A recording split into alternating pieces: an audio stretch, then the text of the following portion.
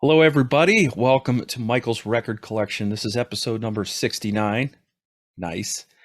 I'm your host, Michael Citro, as usual. And this week we're doing something a little bit different.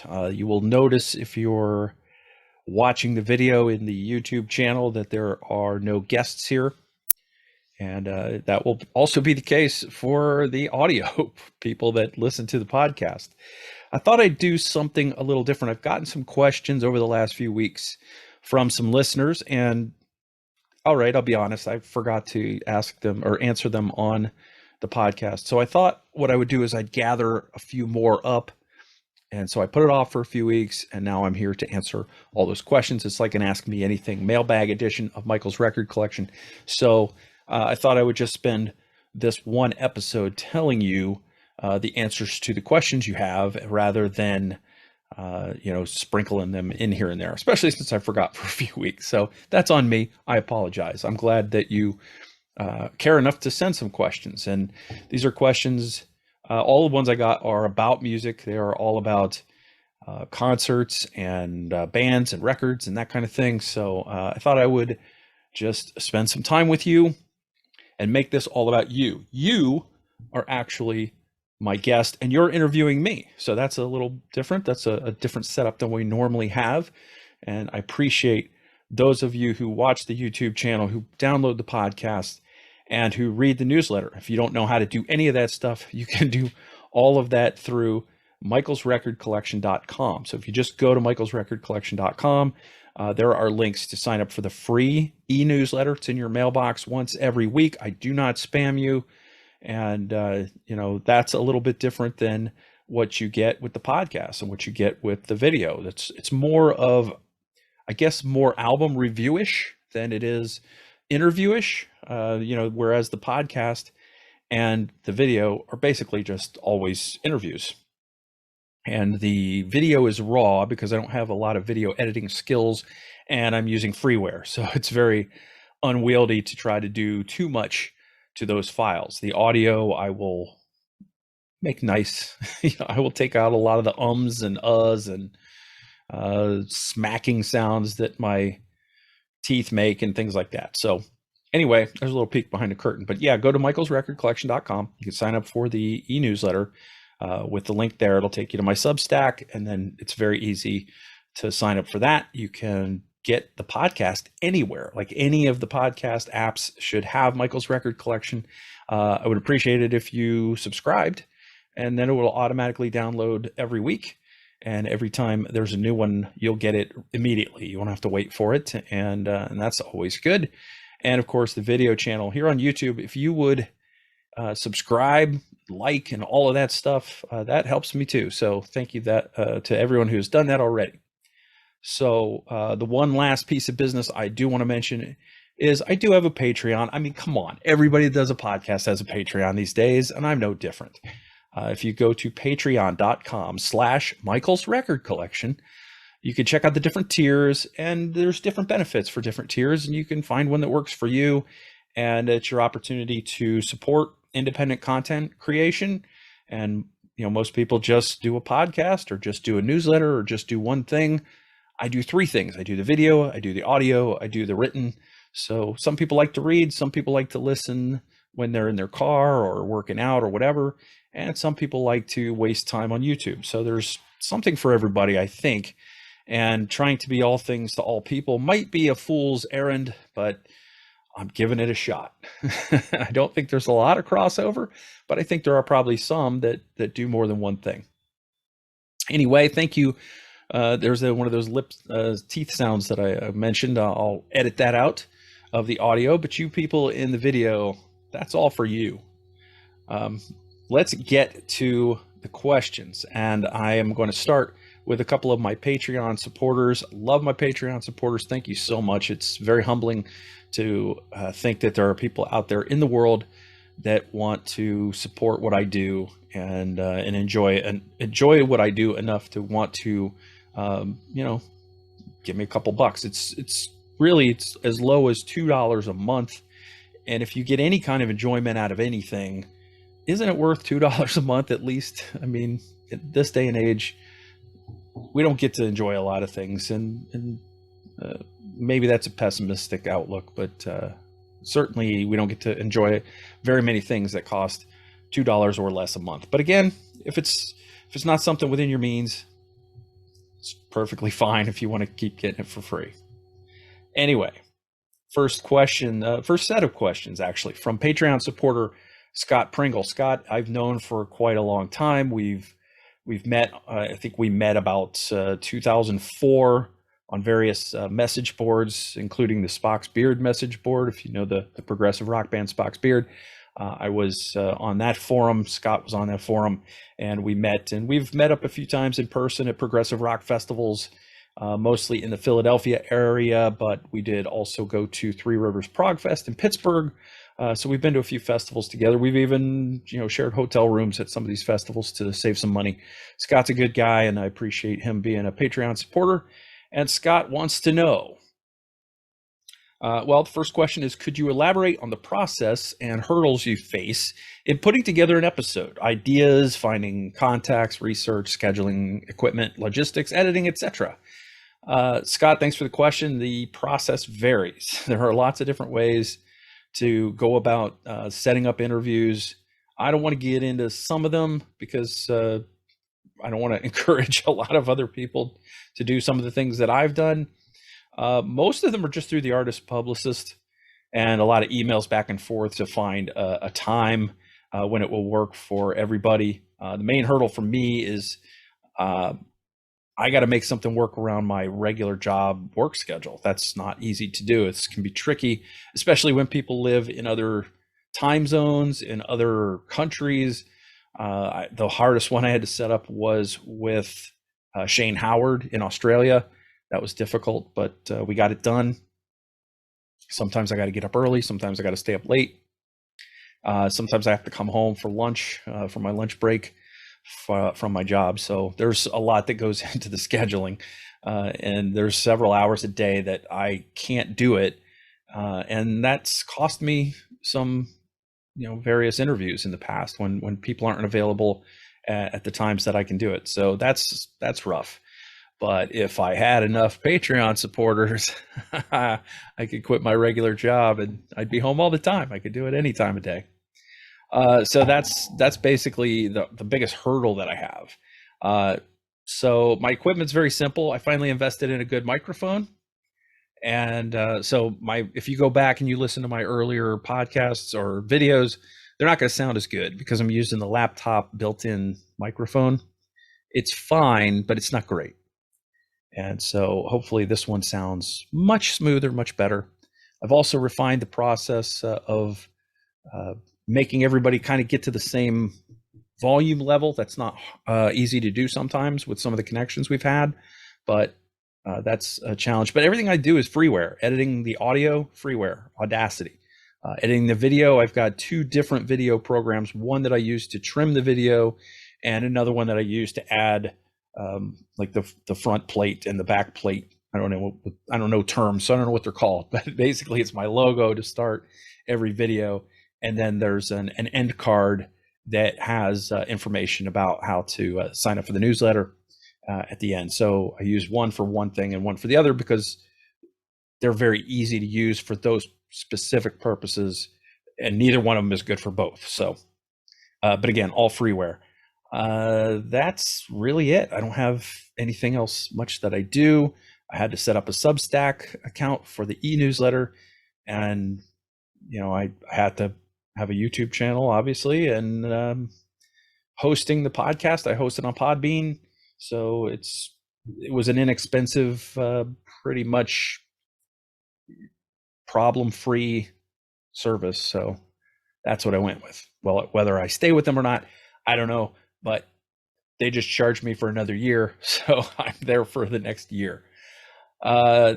Scott, second question is, if you could go back in time and do an episode with any performer at any time in their career, who would it be, when, and why? That's a great question. And my first initial thought there is too many to mention, but I will narrow it down for you, Scott. Probably David Bowie or Freddie Mercury at any point in their careers. because I think they'd be fascinating interviews. And of course, now that they're no longer with us, that makes me immediately leap to them, two of my favorite artists. And but I guess if I'm being true to myself, the holy grail of all interviews would have been Neil Peart, drummer from Rush, just after the final tour. Just would have loved to have picked his brain about his fantastic career, his amazing drumming, and I've read his books, I've read his lyrics. He just seems like a very interesting guy and somebody that I might be able to relate to. So it would probably be Neil Peart, and sadly, now that he's gone, I'll never get to meet him. So that's a bummer. Sorry, I'm going to bring it up again now. Since we just brought it down, Scott's final question is, what drives you to do MRC? Michael's record collection is something I do just for the fun of it. Really, it's a hobby. I love to talk about music. I love music. I mean, I used to do a radio show for 10 years over the internet. Started off at the Dividing Line, went to progrock.com, and I just couldn't keep doing that radio show that I did for so long. It was every Friday night. It was 4 hours of 4 hours of playing music, which I loved that. I loved hanging out in the chat room, loved talking to people about the music and sharing that music with people and turning people on to new music. But the problem was the 4 hours every Friday night when you've got a family, and also you're spending another hour uploading the podcast, or basically it's an audio file. It's the same thing as a podcast, essentially. We called it an archive to the website. And then I also, because I didn't have my own web page once we moved over to progrock.com, I created my own website. And so I would put my playlists on there, and I would do some blogs and some music reviews, concert reviews, album reviews, even DVD reviews, and my year-end awards. And so it just was too much of a time suck. This is a lot of work, but it's not as much as the radio show was. And I was doing blogging anyway. I was doing a blog. I had a website called michaellikestowrite.com, but it's gone now because I've replaced it with michaelsrecordcollection.com. And most of my blogging was about music, some lost gems, music that I used to listen to that really kind of flew under the radar, like something like, I don't know, The Spies, She Can't Wait, or something like that, so lost classic songs like that. And my favorite albums, which I still do that with the blog, with the e-newsletter. I still do on Michael's Record Collection some of my favorite albums. So we just did Pat Benatar's Precious Time in the last episode, so things like that. And I figured, well, I'm doing all this writing about music anyway, and I just converted it to an e-newsletter from a website, because websites are kind of, I don't know if you know this, but they're kind of a dying thing. People like their content delivered now, or they like to get it through apps where it's like just something they can scroll through. So I went the e-newsletter route, and I thought maybe I can make a living at this if it catches on. It has not caught on yet, but at the time that I took it to a newsletter format, I was out of work, so I figured I'd give it a shot. And I never really got a chance to get it, do any advertising or anything like that. But then I went back to work. My work called me back, so that was good. But the bad part of that is that I didn't get to spend as much time promoting and marketing it as I would have liked to. But that's what drives me to do it. I love writing about music. I love talking about music. What's better than asking the artists who make such great music how they made it, why they made it? I love it. And the newsletter was going really well, I thought, and I was having fun doing it, but I was leaving all this stuff out. You can only quote so much in the newsletter, and all of the stuff that I was talking to these artists about was getting wasted. So I started throwing up the videos on a YouTube channel and said, well, if people want to see the whole interview, they can go and get more information. And then I actually started embedding that video in the newsletter. So anybody who gets a newsletter also gets the video. And then I thought, well, who has time to sit and watch their computer or watch their phone? for a half hour to an hour for these interviews. Why not turn it into a podcast? And so that was the third sort of prong of the trident, and that started doing those last June. And I went back and did all the old interviews and uploaded those as separate episodes. So here we are at episode 69. Thank you, Scott, for the questions. The next up is another Patreon supporter, David Rowe. Dave, full disclosure, another friend of mine. Dave and I work on a soccer podcast together, a soccer blog, and I've known Dave since I'd say 2015 or 16. So yeah, good amount of time. Dave asks, what were the first 3 concerts you went to, and or your top 3 concerts? That's a great question. And I actually had to look part of this up. I, of course, remember my first concert. It's not one you could forget, even if you've been to thousands of concerts. My first concert was at a place in Ohio called Legend Valley. It's an outdoor venue, and it's basically just what it is. It says it's a valley.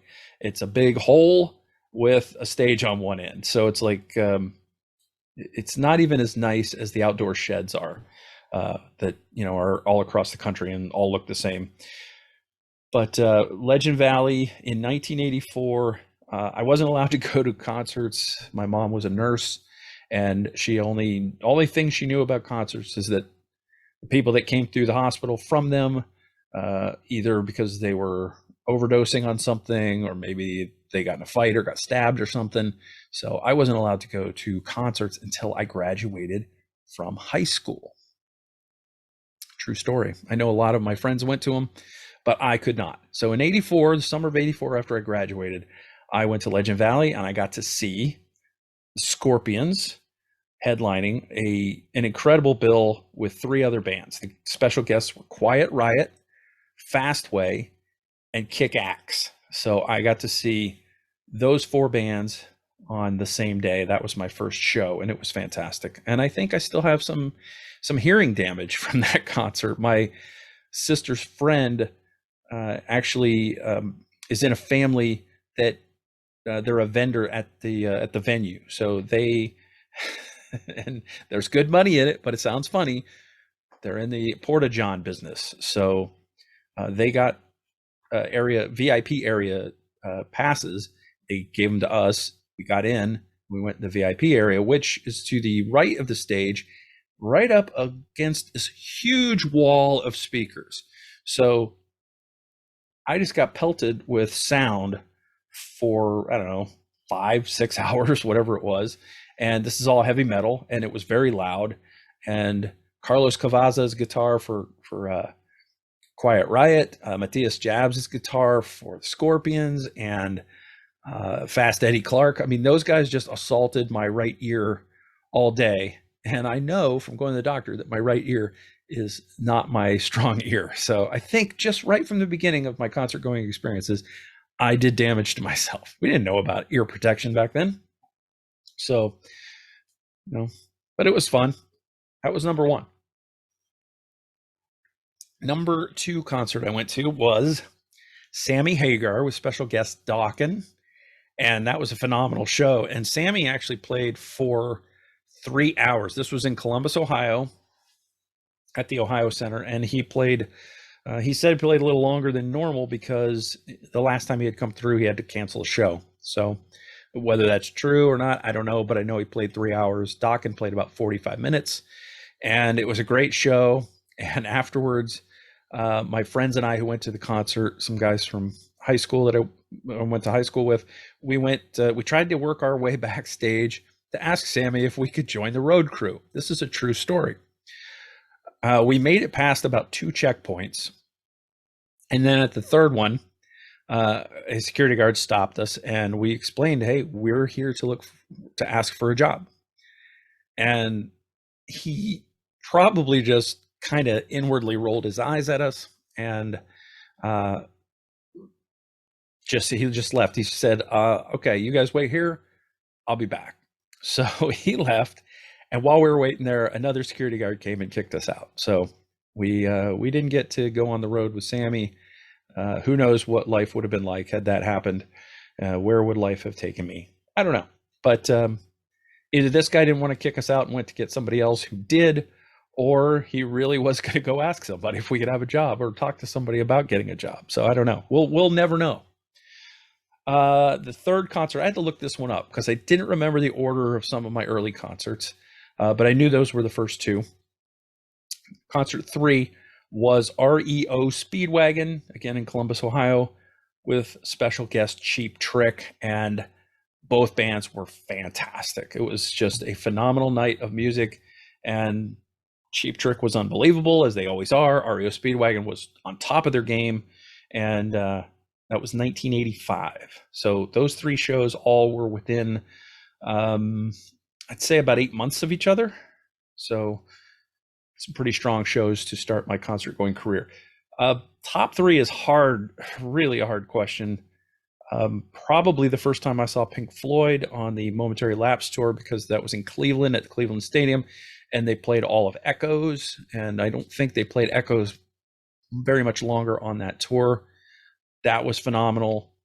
Paul McCartney in Cincinnati in the Flowers in the Dirt tour, amazing.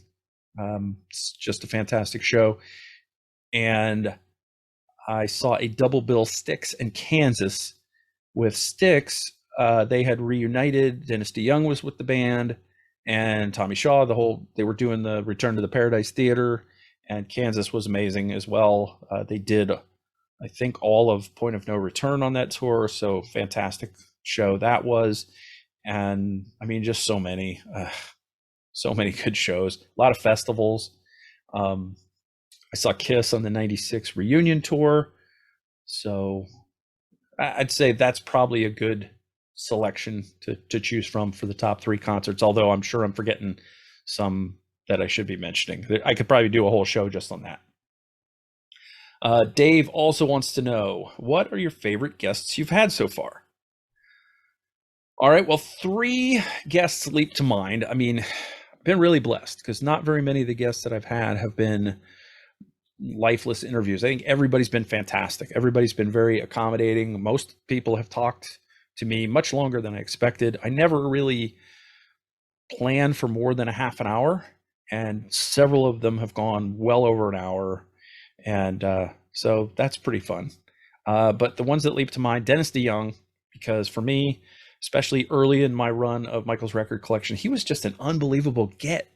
He had put out an album on Frontiers, and I was getting Frontiers promotional stuff from their publicist, and I just asked, and he said yes, and set it up, and it was great. I mean, Dennis, I actually did set that up for the middle of the day. I left work, I came home, I did the interview, and we talked for so long, I thought, I'm going to get fired. I'm going to get fired. I got to get back to work. I actually had to end the call myself. Dennis and I might still be talking if I hadn't. It was phenomenal to get inside his mind. And you don't really interview Dennis. He's a real force of nature. He just kind of tells you the stories. And, you ask questions when you can, but it was a lot of fun. Another one it was a recent one, Maya Wynn from Envy of None, the band that, Alex Lifeson of Rush is part of now. She was just lovely to talk to, just delightful. She was one of my favorite people to talk to so far. And Gil Moore from Triumph. I just was a huge Triumph fan. It was a big thrill for me to get a hold of Gil, and he was so Canadian. He was just so apologetic, because the first time we were supposed to talk, he was a no-show, and I can't remember, he just forgot or something, and or got busy at the studio, Metalwork studio. And he was so apologetic. I mean, he must have apologized to me 15, 20 times. And he did the interview in his car because he's losing his hearing, and he hears better in the car. So that was kind of cool, actually. It was neat. Those were probably my favorites, but I like I said, I haven't had many bad experiences. So thank you for the question, Dave. Now we've got mostly emails from here on out. I'm going to start with Max in Detroit. I guess this is someone named Max that lives in Detroit. I don't know. or maybe just a fun handle that Max has. Max asks, what was the first record in Michael's record collection? And do I still have it? Okay, well, my first record, actually, my first three records, I got for Christmas the year that I got my first stereo. I think I was in about fourth grade.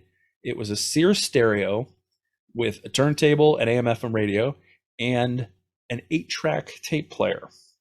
And my first three records I got at the same time for that Christmas, and they were all K-Tel records. The one I played the most was Goofy Greats, because I was a kid. I was like in fourth grade. Goofy Greats was a collection of novelty songs and like Chewy Chewy, Yummy Yummy, 1 2 3 Red Light. I mean, there was Snoopy versus the Red Baron was on that. Alley Oop was on that. My Green Tambourine, I think, was on that. It was, I played it a lot. I was a kid. The other two were just rock compilations from K-Tel. One was called Out of Sight, and the other one I think might have been called Hit Machine. I forget. I don't have them anymore. They're long gone. My first record collection went bye-bye about 10 or 15 years ago, which it's amazing I held on to them that long because I didn't have a turntable for a long time before that. I think I didn't have a turntable from 96 on. I just was completely into, I had converted to CDs by then, but I had a ton of cassettes. So didn't have any need for my records or my 8-tracks anymore. But yeah, so I don't have them anymore. I wish I did. But let's face it, they wouldn't sound very good. I didn't take good care of my records. I didn't know you were supposed to clean them. So they never got cleaned ever, not one time. So I'm sure they didn't sound very good. They'd be in terrible shape. So literally never been cleaned. Thank you, Max, for the question. Excuse me. All right. Next question comes to us from Justin Finley. Justin didn't say where he was from. What's your favorite band and favorite album? My favorite band is Genesis. I love Genesis, all eras of Genesis. Even Ray Wilson era Genesis. I love all the Genesis. My favorite record by that band is Duke. And I love so many of their albums, and I love so many of them really close to the top, really very little separation. Selling England by the Pound, Trick of the Tail, and Duke are all very, very close for that number one spot, but it's Duke. Jeff P wants to know, who are the best newer bands you've discovered? Good question, Jeff. I really dig Mammoth WVH, which sounds like a cheat because Wolfgang Van Halen, that's his band, and they've been Wolfgang's been rocking for some time now. So I don't know if that counts as new, but I mean, it was his debut album, and it just came out last year. So I would say Mammoth WVH probably counts, and he put on a great live show. So love Wolfie. I also like some bands that came out recently. Plush, an all-female hard rock band, very, very good. Mason Hill is a band from Scotland that I have talked about in my newsletter before. They are really, really good.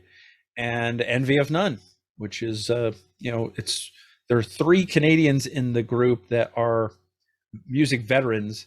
And Maya Wynn is relatively new to the scene. She's a solo artist as well as fronting Envy of None. Those are my favorite newer bands that I've discovered recently. Thank you, Jeff P.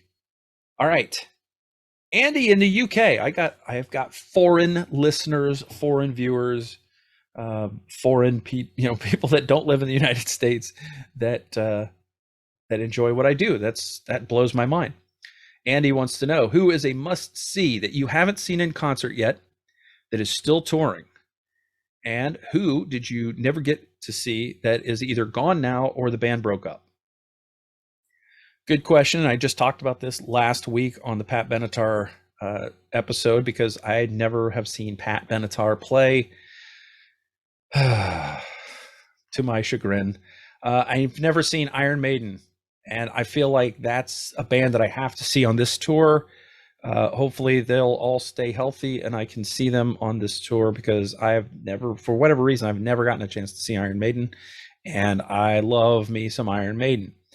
I've never seen Pat Benatar, as I mentioned. There's a few bands like Journey that I would have liked to have seen until they changed like a key member, and then it just didn't seem that important to me anymore. And as far as who I've never seen live that I would have loved to see that are no longer with us, well, Queen, because Freddie's not with us anymore, and I'm not into the Queen with Adam Lambert, or I think Paul Rogers did some stuff with them. But I mean, it's good in its own right, I guess. But I would have liked to seen the original Queen. And Triumph. I never got a chance to see Triumph live, and those guys are still around, but the band's not been around for quite some time. So I'm sorry to have missed them. And I have seen Fleetwood Mac before, but just before the tour, Lindsey Buckingham left the band. I have loved to have seen that classic lineup, and I never got a chance to do that. So thank you, Andy, in the UK. I'm losing my voice.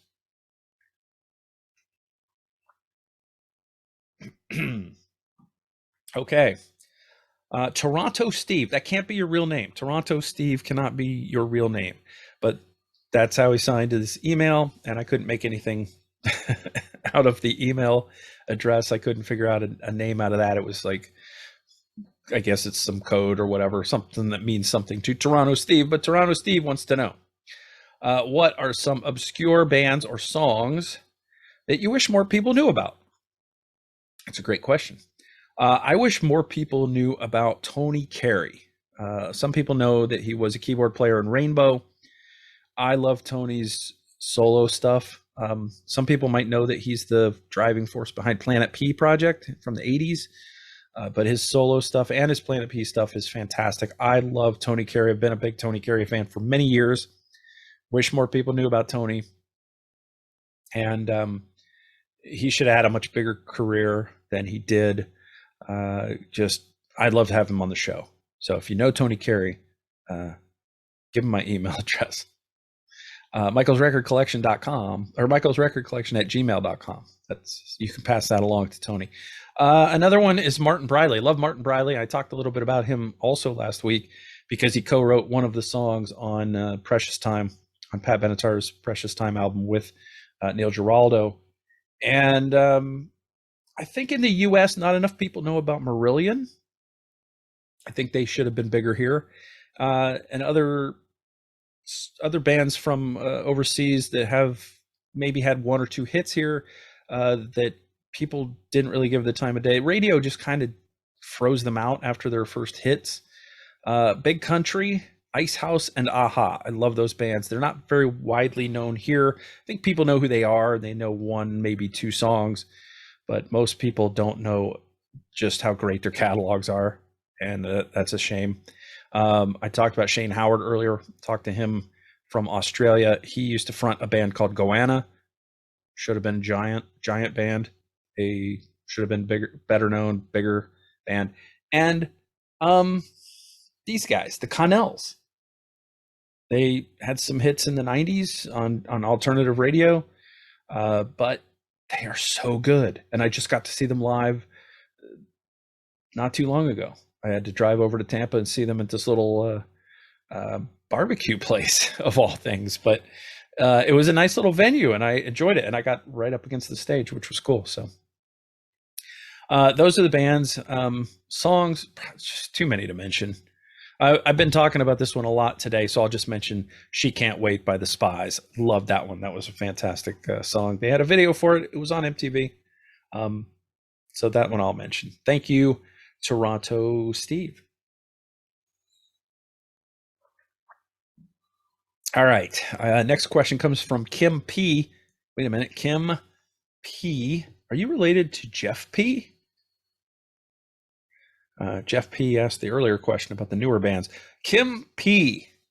asks, what is your favorite format to listen to music? Well, I love the experience of vinyl the most. Love the experience the most. It's just the tactile experience of holding that record, putting it on the platter, dropping the needle, holding the liner notes, looking at the artwork, reading the lyrics sheet. I love the vinyl experience. There is nothing that sounds as good as a clean vinyl record. But I have to admit, I listen to CDs more often than any other medium because they're so much easier to deal with. I just pop them in and I can go about my business. I have my hands free. I don't have to get up and flip it over.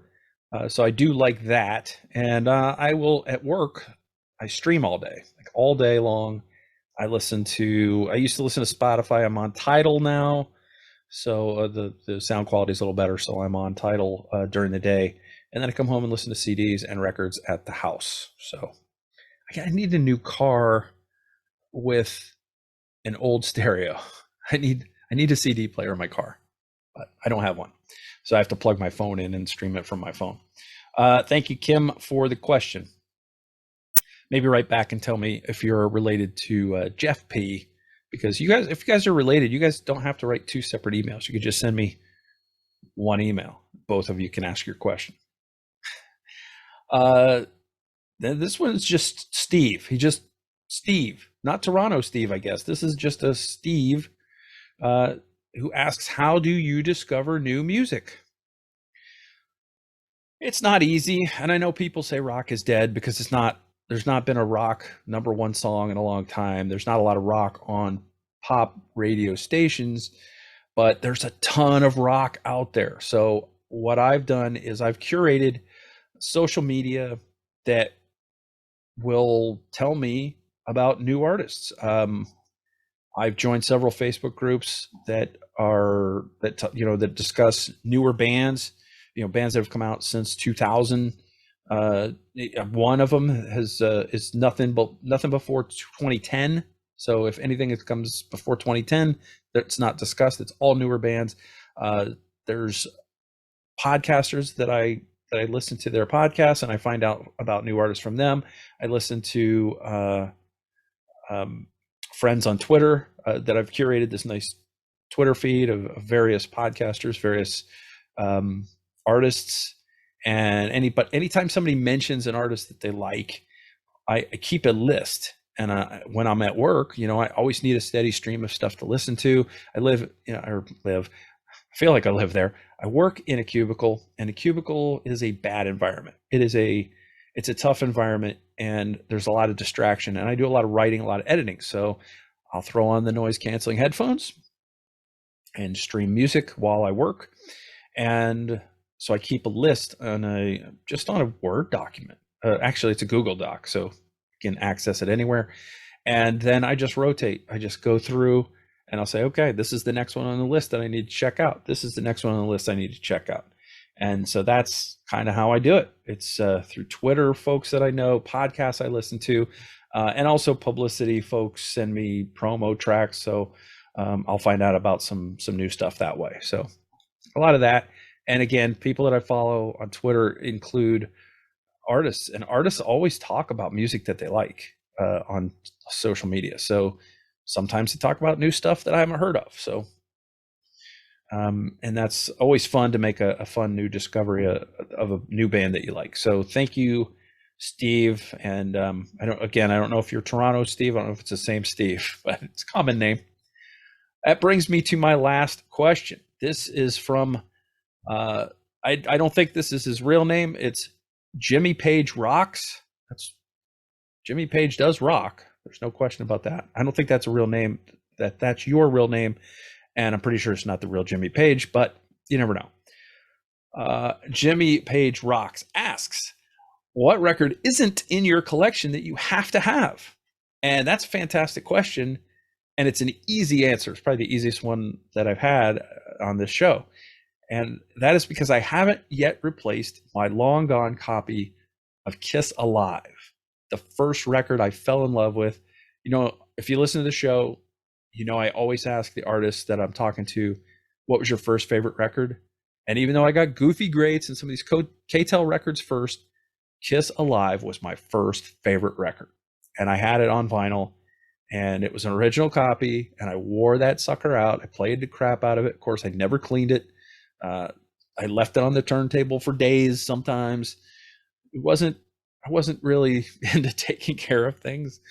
But it's long gone. It went bye-bye when my record collection, when I got rid of that. And since I got my new turntable about a year and 3 or 4 months ago, I have been looking for a good copy of Kiss Alive, and nobody seems to have a good used copy of it, and everybody seems to be out of the new ones. So I have to have that. That has to be in my collection. I just haven't made that happen yet. It's at the top of my list. Kiss Alive, and of course many other Kiss records as well. At some point, I would love to have the Kiss Destroyer special edition, like the deluxe special edition. I would just buy the vinyl, but Steven Wilson did the surround sound mix on, I guess it's an audio DVD or Blu-ray, I'm not sure which, but I have to have that Steven Wilson surround mix. And the only way to get it, I think, as far as I could tell, is it's in the super deluxe edition of Destroyer. So I need to save up a couple $100 for that. It's pricey. And I bought the special super deluxe edition of Rush's Moving Pictures recently, and that was even more money. So it's going to be a little while before I can afford to drop that kind of money on another special box set like that. So anyway, that's the one, Kiss Alive. Thank you, Jimmy Page Rocks. Yes, Jimmy does. That's it. That's my mailbag. This is my Ask Me Anything for this episode of Michael's Record Collection. I hope you enjoyed it. I hope it was somewhat enlightening. I enjoyed doing it, and ideally, if you guys keep sending me stuff, keep sending me questions, keep sending me comments, I would like to just go ahead and read those as I get them and answer the questions as I get them on the next podcast, rather than doing a full one like this, because it's difficult. It's like, you heard me. I mean, I had to drink water. Voice starts to go when I do that much talking. I like letting the artist do the talking or having a conversation, so it's back and forth and you get a chance to rest. But this wasn't bad, and I had a lot of fun doing it. Thank you so much for those who sent in questions. If you want to ask anything, please do. I mean, you can hit me up on my Twitter, which is at Mike's Records. And the reason that it's at Mike's Records is because it won't let me do at Michael's Record Collection, because that is too many characters, and it won't let me do at Michael's Records. I think that's one too many characters. I think it's at Michael's Record. I could do that, but it seems weird. So it's just Mike's Records, at Mike's Records. But that's where you can ask me, or you can email me, like I said, Michael's Record Collection at gmail.com. I'm happy to do it. There's also a web form on michaelsrecordcollection.com. You can send me questions through that, and it comes to my email. And I would love it if you would reach out to me. Let me know what you think of this show. Let me know what you think of others, like the normal shows where I do artist interviews and that kind of thing. I would love to have your feedback. These questions are great, but I would love to know what it is that you would like to see, ways that I can improve the show. I would love it if you would, consider my Patreon, even if it's the $2 a month level. Every penny that I make is going to go back into this. So if one of your suggestions is to improve the production of the videos, for example, I would love to do that. I don't have the money to do it. So I would love to have special software where I can do, special effects and graphics and things like that. Not special effects so much, but graphics and things like that. And I'd love to upgrade the laptop also. So anything that I get has gone back into the show. Some of it has gone to purchasing music that I use in the podcast version, because sometimes I don't have something, and I'll talk to some artist like Carmine Appice about stuff that he's done years ago, and I'll have to go and find some music to drop in. So that does happen sometimes. I have a pretty vast record collection, a pretty decent CD collection, but by no means is it like all encompassing. So again, anybody that signs up for the Patreon, you are just all stars in my book. And not just because it helps me and helps this show.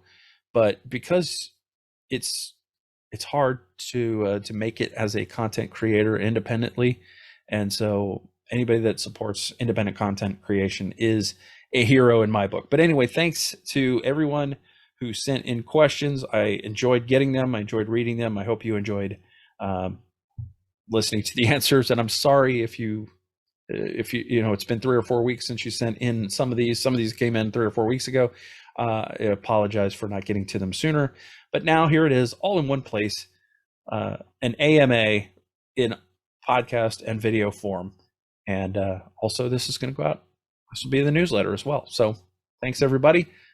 That's it for episode 69. I hope you enjoyed it. We'll see you next time. You'll hear me next time if you're a podcast listener. Thanks for everything, and we'll see you next time. Thanks.